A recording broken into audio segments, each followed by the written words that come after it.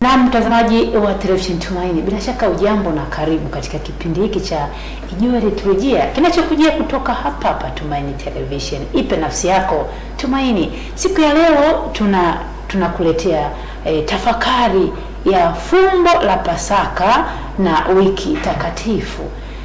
Kama unavyojua mtazamaji, tuko katika wiki kuu.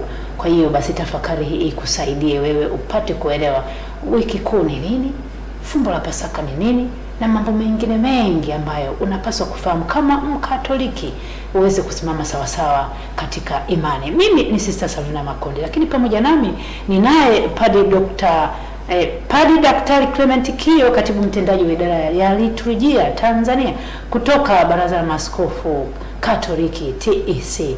Na kusi uwe nami tangu mwanzo hadi tamati tuweze kujifunza mambo yenye kujenga imani yetu. Father, tumsifie Yesu Kristo. Milele ameni. Na habari za tumaini? Nzuri baba, habari za TC? TC hatujambo. Umejiandaaje na hii Jumaa Kuu Father? Tunashukuru, tulitafakari Jumaa Kuu, tutafakari na fumbo zima la Pasaka. Ndio Father. Ndio. Basi nikukaribishe utufungulie kipindi chetu kwa sala. Asante sana. Kwa jina la Baba na la Mwana na Roho Mtakatifu. Amina.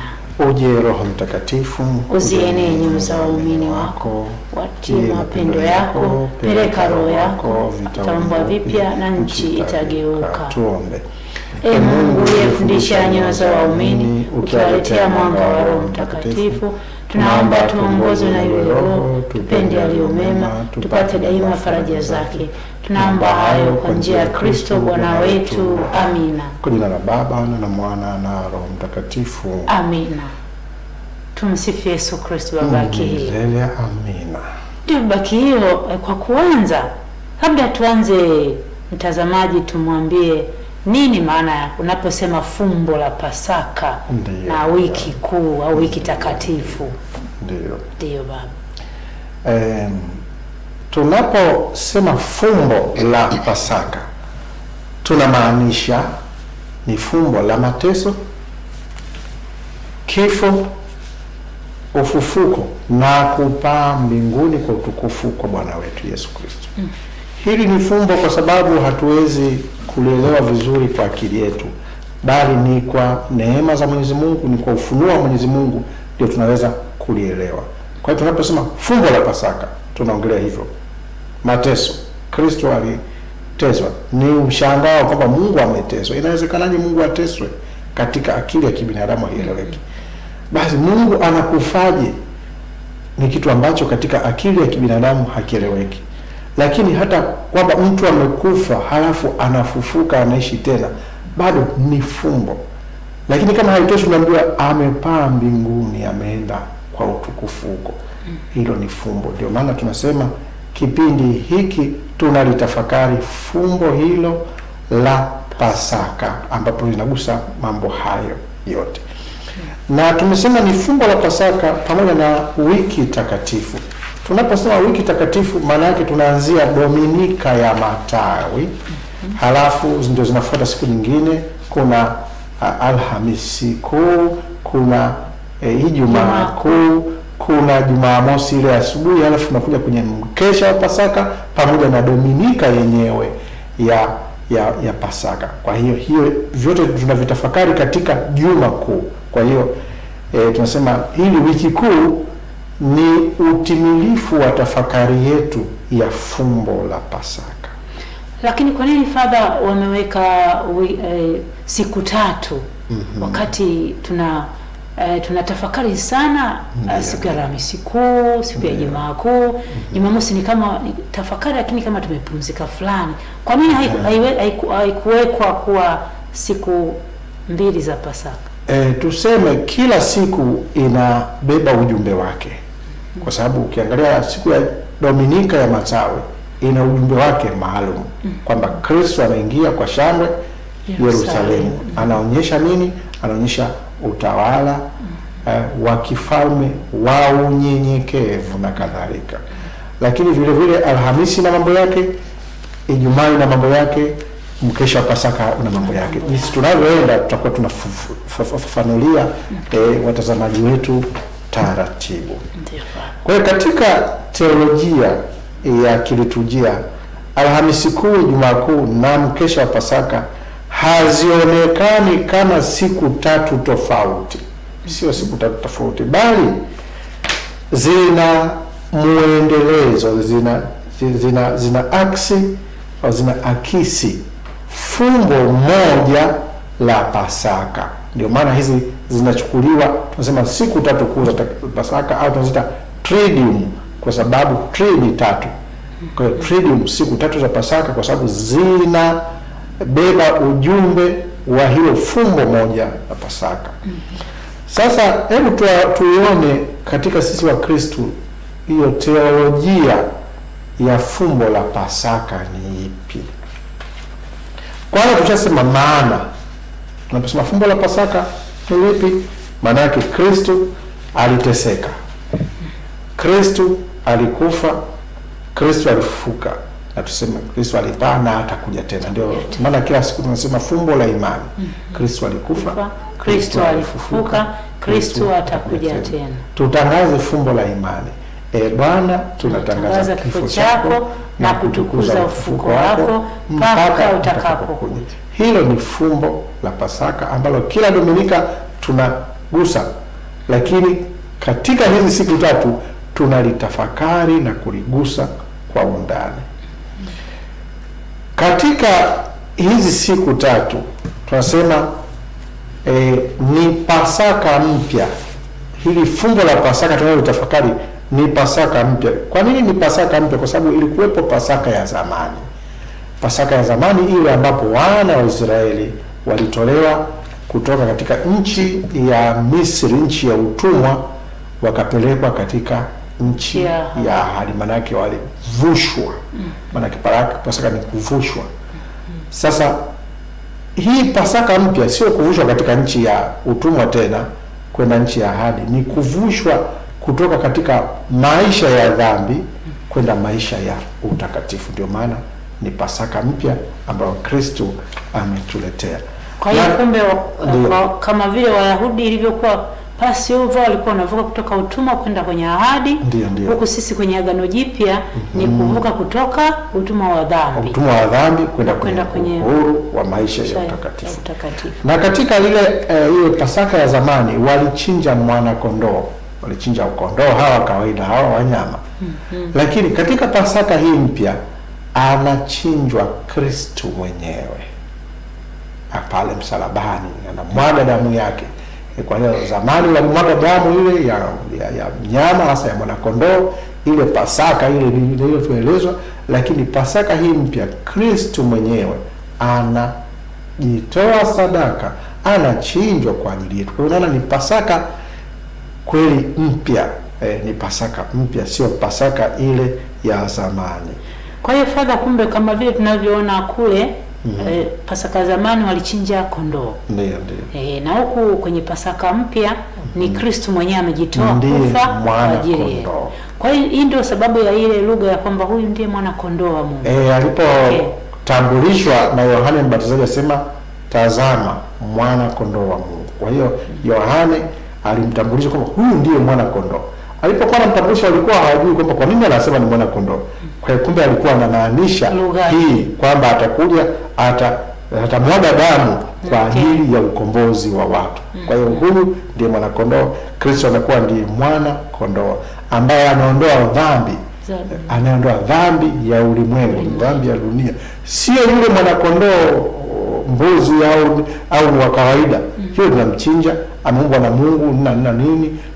Sio damu inayotuuma, lakini damu ya Kristo inayouma ndio inayoweza kufuta dhambi za mwanadamu. Katika hiyo teolojia tunatafakari juu ya kifo na ufufuko, kwamba Yesu ni Adamu mpya ambaye alikubali kifo kwa hiari, kwa kulipia dhambi zetu. Kwa hiari yake anakubali, analipia dhambi zetu kwa ajili ya wokovu wetu sisi wanadamu. Kwa hiyo tunatafakari hilo, lakini vile vile tunatafakari juu ya utatu na Ekaristi, kwamba tunapoongelea utatu mtakatifu, kwamba Baba, Mwana na Roho Mtakatifu, kwamba Kristo kuja duniani na kuteswa, kwamba haikuwa tu kwamba labda ni yeye mwenyewe, lakini ni mpango mzima wa uokovu wa mwanadamu, kwamba Mungu aliazimia kwamba mwanangu atakuja ulimwenguni, halafu Kristo akaja tena akatuahidia Roho Mtakatifu. Ndio maana ndani ya hili fumbo la Pasaka tunaona katika zile siku 50 kuna Roho Mtakatifu anashushwa, sasa nitawaletea msaidizi nini. Kwa hiyo kumbe Mungu anafanya kazi katika hizo nafsi tatu zote, Baba, Mwana na Roho Mtakatifu. Na fumbo hilo sasa tunaliendeleza katika Ekaristi, kanisa linaendeleza kwamba tunapoadhimisha siku zote hiyo Ekaristi takatifu, basi tunalishiriki hilo fumbo la Pasaka, tunalitangaza kila siku. Ndio maana kwenye misa nasema fumbo la imani. Ndio. Fumbo la imani, fumbo la imani, Kristo alikufa. Fumbo la imani, Kristo alifufuka. Kristo atarudi tena. Kwa katika adhimisho la misa takatifu tunalishiriki hilo fumbo na tunalitangaza kila mara. Labda nikurudishe nyuma kidogo. Ndiyo. Hapo kwenye Kristo, mateso na kifo cha Bwana wetu Yesu Kristo. Yesu alikufa, alipigiliwa msalabani. Ndio. Kuna nimesema ni Kiswahili au lugha kwamba dhambi iliingia kwa njia ya mti na ikaondolewa kwa njia ya mti. Labda hapo mtazamaji anayetutazama nadhani ile lugha hii inawasumbua sana watu. Kwa namna gani imeingia kwa njia ya mti ikaondolewa kwa njia ya mti? Labda kama unaweza kusema kitu. Kama tulivyosema kwamba Kristo ni Adamu mpya. Maana yake yupo Adamu wa zamani. Yule Adamu wa kwanza ambaye alitenda dhambi kwa kutomtii Mungu, kwa kula tunda la mti katika pale bustanini. Na mwanamke yule akadanganywa na nini. Sasa kwa njia hiyo ya mti Kristo anakuja, anateswa msalabani kwenye mti. Kwa hiyo mti ulituingiza dhambini, lakini mti huo ukatukomboa. Ndio maana tunaongelea juu ya kutukuka kwa msalaba. Maana kutukuka kwa mti ule ambao ulikuwa unaonekana kama ni laana, lakini basi Yesu ameutukuza. Kwa hiyo kutukuka kwa msalaba. Kwa hiyo ndio huo. Tunajiuliza sasa, fumbo hili la Pasaka lina umuhimu gani kiroho kwetu sisi, kwa waamini, kwa wanadamu?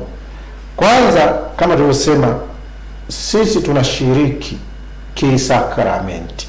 Ushiriki wa kisakramenti ni muhimu sana, kwamba kila muumini anashiriki fumbo hili kisakramenti.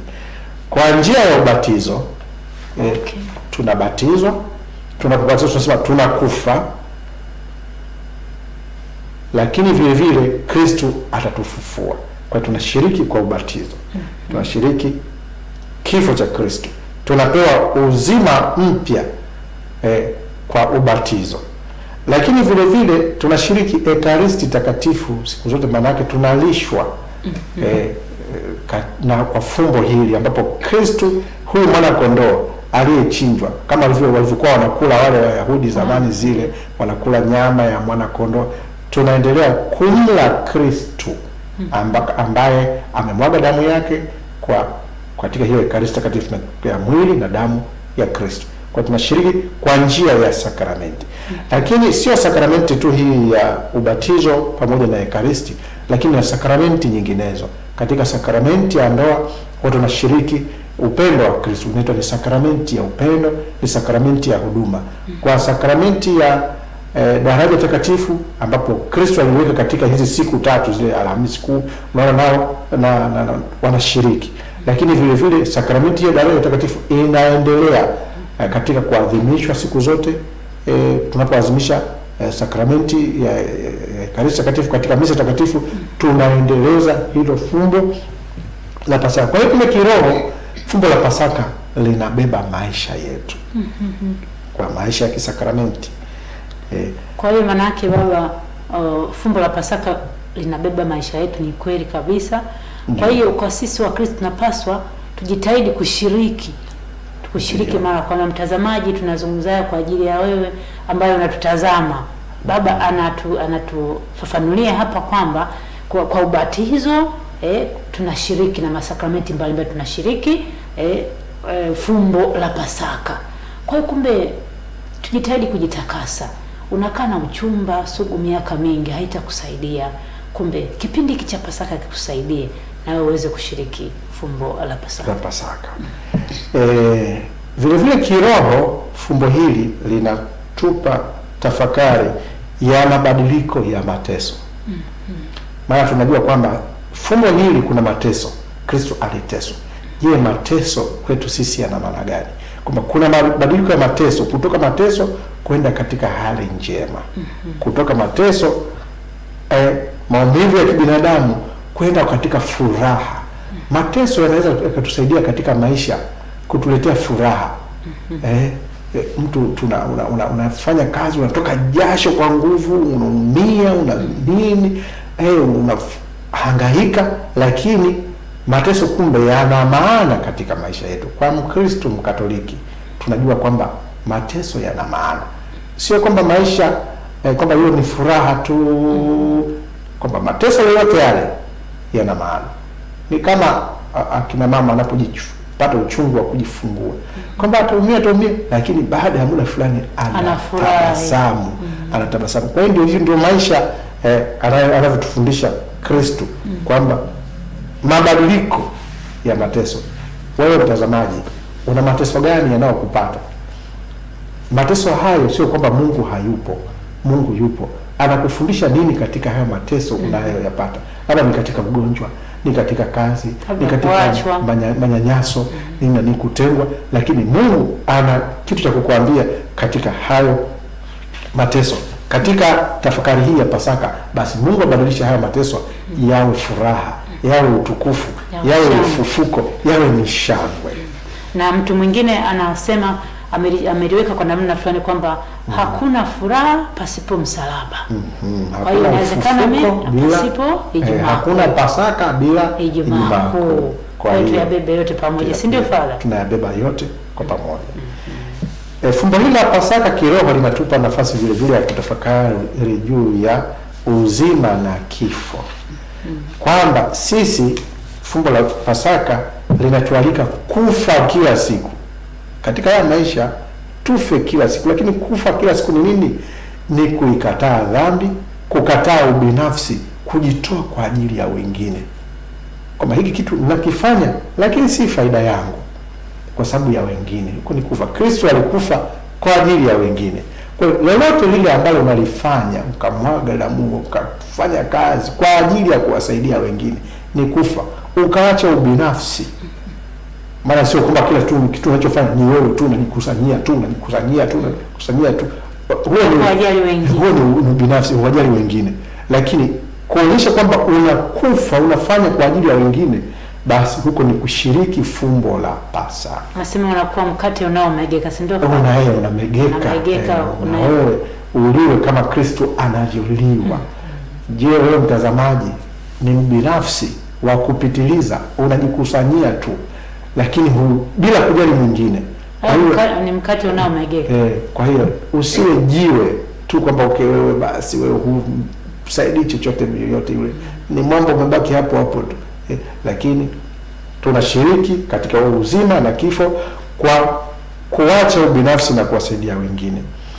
Lakini vile vile fumbo la Pasaka linampa muamini tumaini la kieskatolojia. Eskatolojia maana yake ni tumaini la maisha yajayo. Kwamba tunapoishi duniani tusiseme tu kwamba tutaishi milele hapa. Hakuna anayeishi milele. Kuna siku tutakufa. Lakini anayekufa katika imani, huyo anaendelea kuishi milele. Kristo anasema naenda kuandalia makao. Sasa anaenda kuandalia makao. Kama hatuna imani ya maisha yajayo, basi tutakuwa sasa hatuna maana. Sasa hatutaweza kukaa kule kwa sababu hatujafuata utaratibu. Hatujaamini kwamba Kristo ametuandalia makao na kwamba tuishi vipi. Kwa hiyo kumbe, ewe Mkristo, pamoja na kazi zako zote, mafanikio ya ulimwengu, lakini kuwa na nafasi ya tafakari kwamba je, siku moja nitakapoondoka duniani nitaenda kuishi na Kristo mbinguni. Sio kwamba nitaenda motoni, lakini nitaenda kuishi. Huu ni ukweli ambao unataka hutaki utakufikia. Uwe wewe ni tajiri sana, uwe na mamlaka gani, sana, siku moja utaingizwa kwenye jeneza na kufukiwa ardhini. Hata usipofukiwa ardhini ukawekwa sijui mahali gani, wewe basi unaondoka. Kwa hiyo tuwe na matumaini ya maisha yajayo. Na kuna message ile Father huwa mnatuombea kwa marehemu tunapo ibada ya misa, kuna sala mnasali, sala ya buriani, unasema kwamba na matendo yake yaambatane naye. Kwa sasa wewe Mkristo mwenzangu, ni matendo gani ambao unatamani yaambatane na wewe siku ile tutakavyokupeleka kwenye nyumba yako ya milele? Au pengine siku hiyo inawezekana hata usiwe na mtu wa kukupeleka kwenye nyumba ya milele, lakini matendo yako gani? Je, tukuwekee chupa ya bia kwenye jeneza au tukuwekee nini? Kwa hiyo kumbe matendo yetu kwa kuwa yatatusindikiza kwa Baba, tujitafakari katika kipindi hiki na tukifanyie kazi. Ndio, tusiogope mateso. Kama tulivyosema, mateso lazima yatuletee mabadiliko ya kuonyesha kwamba ninateseka, lakini kuna kitu kizuri kinakuja. Mateso yatubadilishe kutoka hali ya uovu kwenda katika hali ya utakatifu, hali ya wema. Kama tulivyosema, fungo la Pasaka tunalitafakari kwa namna ya pekee katika Juma Kuu. Sasa Juma Kuu linaanza na Dominika ya Matawi. Kwa hiyo ndio inafungua. Tunatumaini kila mtazamaji alishiriki vyema katika Dominika ile ya Matawi, ambapo watu tulishangilia huyu Kristo ambaye aliagiza apande mwana punda, mtoto wa punda, akionyesha unyenyekevu na kutualika sasa sisi kiroho kwamba maisha yetu yawe ya unyenyekevu. Nafasi yoyote ambayo unayo katika maisha yako iwe ni nafasi ya unyenyekevu, ambapo Kristo anakamilisha unabii wa nabii Zekaria sura ya 9 aya ya 9. Anasema hivi: furahi sana binti Sayuni, piga kelele binti Yerusalemu, tazama mfalme wako anakuja kwako, ni mwenye haki naye ana wokovu, ni mnyenyekevu, amepanda punda, naam mwanapunda, mtoto wa punda. Kwa hiyo Dominika hii inaandaa msingi wa ufalme ambao si wa ulimwengu huu. Tukikataa nguvu za kisiasa au nguvu za kijeshi au nguvu za kimabavu na kupendelea upendo na kujitolea, pendo na kujitolea. Na huo ndio upendo wa kweli. Huo ndio upendo ambao msingi wake sasa ndio Dominika ya Matawi. Kwa hiyo siku zinazofuata unakuta zimejengwa katika huu msingi wa Dominika ya Matawi. Natumaini mtazamaji wetu ametupata vizuri juu ya hilo fumbo la Pasaka na mpaka tulifika katika Dominika ya Matawi. Tumwandae sasa mtazamaji wetu kwa kipindi kinachokuja aweze kutafakari sasa zile siku 3 kuu muhimu za Pasaka, zile ambazo ni Alhamisi Kuu, Ijumaa Kuu na Jumamosi ambayo ina mkesha pamoja, ambayo inamalizika na siku ya Dominika. Katika kipindi kijacho usikose uweze kupata ufafanuzi wa hizo siku 3 kuu za Pasaka.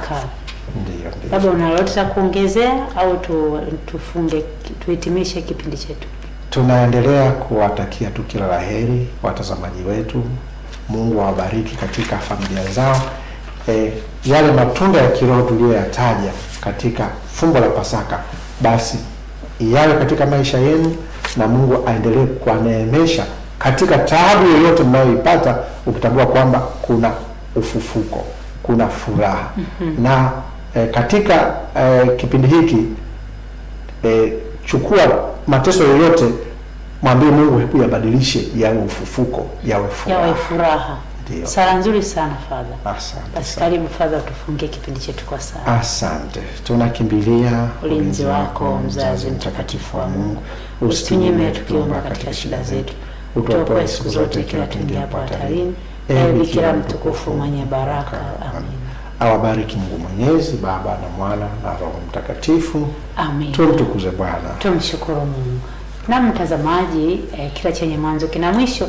Mpaka hapa tumefika mwisho wa kipindi chetu cha Ijue Liturujia. Ulisikilia vizuri, ulitazama vizuri mafundisho ya Father siku ya leo, kwamba habari ya fumbo la Pasaka na tunalishiriki vipi kwa ubatizo na masakramenti mengine. Lakini kikubwa kipindi hiki ni kujiandaa vizuri. Cha msingi tuyafanyie kazi, ukawe barua kwa wengine. Kipindi hiki ni muhimu sana, jiandae vizuri, ungama, fuata yote ambayo mababa wanatuelekeza ili uweze kutokelezea vizuri, uweze kuwa Pasaka yenye shangwe na furaha. Mimi ni Sister Salvina Makonde, lakini pamoja nami tulikuwa na Padre Daktari Clement Kio, katibu mtendaji wa idara ya liturujia Tanzania kutoka Baraza la Maaskofu TEC, na pia tulikuwa na Joseph Peter nyuma ya kamera, Sara Joseph pamoja na Veronica Silayo. Mpaka wakati mwingine, sina la ziada, nasema kwaheri.